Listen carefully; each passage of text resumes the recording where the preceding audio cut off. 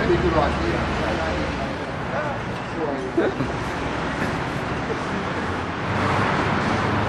Corner of Flinders Street and Spring Street, we've got a steel jaw trap and blue trap protest going. I'm the President of Victorian Advocates for Animals. Hey. We're protesting against the existence of two steel jaw traps in Victoria and the introduction of spike traps, blue traps and other serrated edge traps into Australia. We're opposed to these kinds of traps because they inflict unnecessary cruelty and suffering on animals that are trapped in the general community, and that they are in violation of our Prevention of Cruelty to Animals Act 1986. The RSPCA has a policy opposing the two steel jaw trap, and we've written to them in regard to the new spike traps and to blue traps, and we're expecting them to support a ban on those devices as well. Spike traps have been on sale in Victoria for about 3 years now, and glue traps for about the same amount. One of the problems with both those kinds of traps is that they inflict a great deal of suffering on animals. The glue trap works by holding the animal in a pool of sticky glue where it slowly dies, either of starvation or dies of shock. And instructions on those glue traps are unacceptable. They advise the purchaser to simply dispose of the trap with the animal attached into a rubbish bin. Now, from our standpoint, the standpoint of Victorian Advocates for Animals, that's an unacceptable way to treat another sentient being, irrespective of whether it's a rat or a mouse, or in the case recently that we were told of a magpie. So any kind of animals that wander into these traps will not be able to extricate themselves and will die very unpleasantly. Now, we've done without these kinds of traps for 1,000 years. We really don't need Victoria to be to have new kinds of cruelty devices introduced to its community. As far as we're concerned, the Minister for Agriculture has been asleep at the wheel in regard to the introduction to Victoria of glue traps and spike traps. The spike traps, of course, are designed for mice and rats, but they impale the animals on sharp spikes. And there's no need for this kind of device. A single old-style snap trap will do the job perfectly well.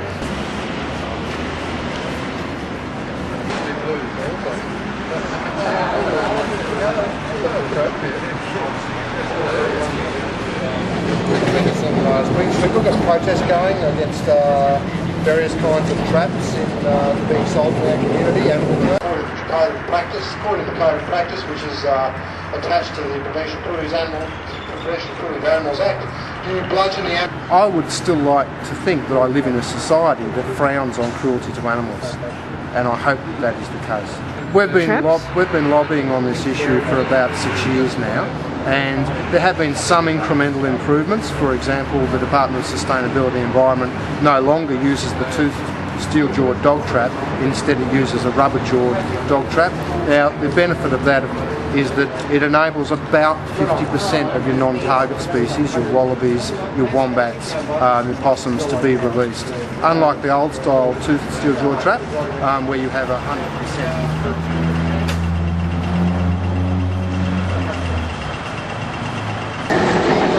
Which is a local piece of wildlife, like an example of a native species of trap. And the advantage of those traps is that the bat is often the same with a trapping device. There are rules afoot to have that trap, to have those traps removed from sale. But my understanding is that the last instance, the last attempt to have glue traps removed from sale was opposed by the health department for reasons only known to itself.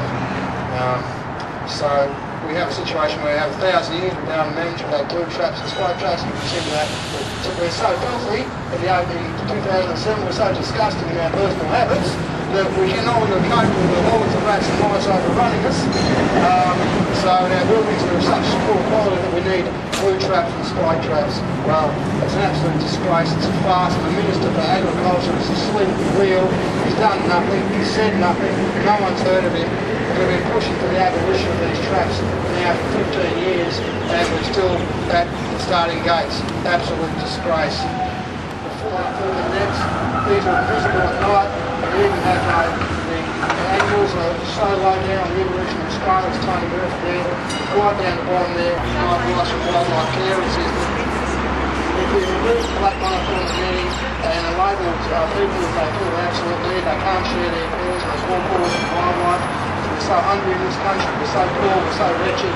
Unless we have our backyard food, we feel more comfortable, all our diet starvation, okay, we want to protect the backyard food, alright, if you use white netting and litter netting, put the wildlife carers out there around the country, and we can reduce the death injuries by that. Ban glue traps, help us, Joe, help us, ban spike traps, help us, Joe, help us.